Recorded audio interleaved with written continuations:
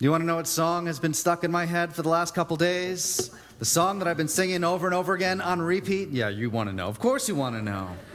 Sometimes the songs that get stuck in our head are there for a reason, and this one, I promise you, is no different.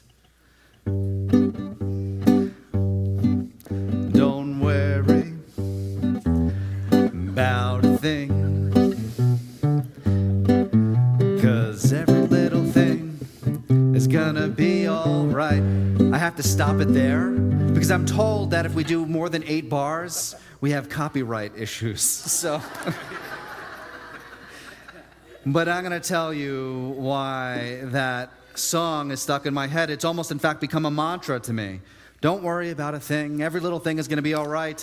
Because when the world around us gets to be scary and uncertain, we want something to hold on to, something that will get us through. By the way, Bob Marley, who is the individual who sang that song, some of the 13-year-olds, you're like, who's Bob Marley, right? Yeah, they're all like that. Go on Spotify later and check out Bob Marley. Bob Marley was a Rastafarian reggae musician. Some of his music, some people think, was perhaps influenced by illicit substances, and that's why he was so relaxed and so calm. Every little thing is going to be all right no matter what's going on. However, Bob Marley was also a man of immense faith. A lot of his songs have a lot to do with the Bible. You might know his song, By the Waters of Babylon, from Psalm 137. Or Redemption Song is all about redemption, a concept in which we find frequently throughout the book of Exodus. So every little thing is going to be all right is not just an expression of being mellow, it's actually an expression of faith. In times of uncertainty, repeat that over and over again. Every little thing is going to be all right. I want to quote Rabbi Jonathan Sacks, a really great rabbi who I happen to be deeply influenced by. He says, faith is the courage to live with uncertainty. Think about that for a second. Faith is the courage to live with uncertainty, and when the world feels like it's spiraling out of control, especially over the last couple days where there have been actions launched by Israel and Iran and retaliation and back and forth, everything seems scary. The world seems to be unfolding, and we are plagued with this feeling of radical uncertainty. And so that's why I've been singing over and over again to calm myself. Don't worry about a thing. Every little thing is going to be all right. By the way, I'm under no illusion that this is not just a little thing, and that perhaps it's okay to worry a little bit. It's okay to have fear. Fear is natural in times of uncertainty. Uncertainty is what we would call a primal fear. That means so many of the major phobias that we have in this world are all about confronting uncertainty. So, for example, the fear of death is all about not knowing what happens when we die. The fear of public speaking is all about the fear of not being comfortable or not knowing what you're going to say and perhaps losing your spot. Or even snakes, if you're afraid of snakes, or spiders, it's the uncertainty of not knowing what will happen after you get bitten, or perhaps even the uncertainty of death.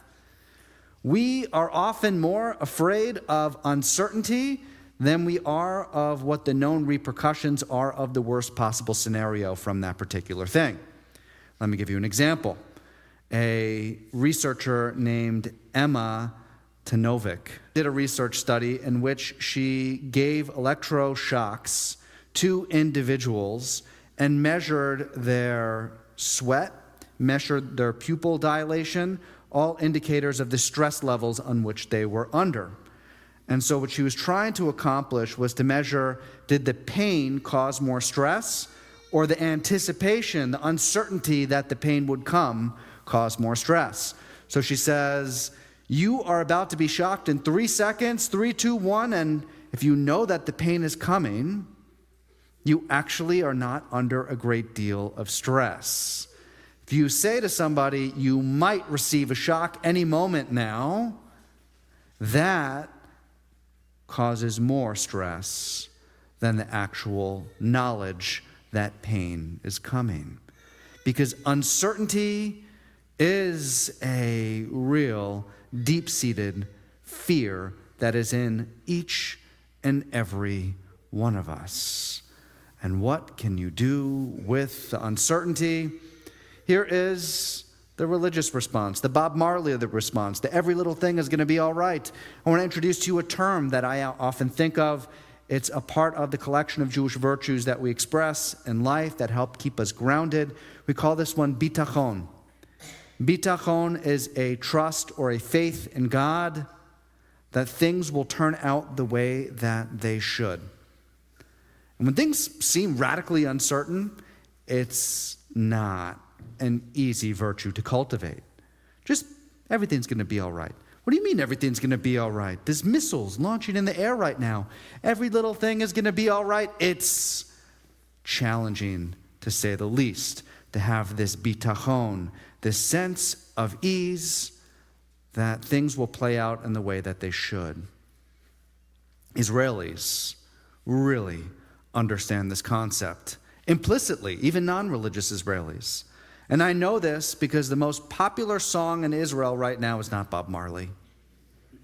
It's actually by a singer named Sasson Shaulav. And the song is called Tamid Ohev Oti, which means God will always love me. And before I share with you the lyrics, I want to share with you a story. A couple months ago, back in December 2024, there was a missile attack coming into Israel from Yemen. The Houthis had fired a rocket. It was heading towards Tel Aviv. And at the exact same time, there was a concert going on in Tel Aviv in one of the stadiums that held 20 to 30,000 people. It's full of people. When a missile's coming in, you have about 90 seconds in order to take cover. And so they call it a red alert, Tseva Adom. And there's a giant Megatron that starts flashing, Tseva Adom, please get on the ground, put your hands over your head and cover your heads. There's an incoming missile. The problem was that what you're supposed to really do, if you can, is get to a safe room or get to a bomb shelter. But if you're in a crowd of 20 to 30,000 people and you have 90 seconds, what do you do? So the singer, his name is Moshe Peretz, gets on stage. It's not even one of his songs, but it's the most popular song in Israel right now. And he starts singing this song. Hashem yitbarach tamid ohev oti. God, may he be blessed, and God will always love me. V'od yoter tov, v'od yoter tov. Things are just going to get better and better and better.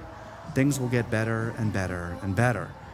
It's so crazy to think that that's the song you sing, and that's your response. It's a prayer of faith and trust in God at times of radical uncertainty. Even when there's a missile incoming, what you do is you simply say, I trust that God loves me. Things will be better. Things will play out as they should. That's bitachon. That is the message of Bob Marley. Everything is going to be all right.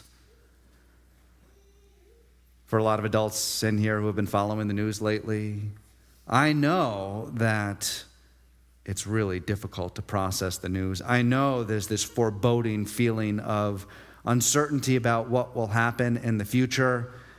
And if you were to ask a pragmatist, or if you were to ask a politician about what's going to happen, they might give you some complicated response about, well, we think it's going to play out this way, we think it's going to play out this way, this is going to happen, the strategy is going to be this and this and this.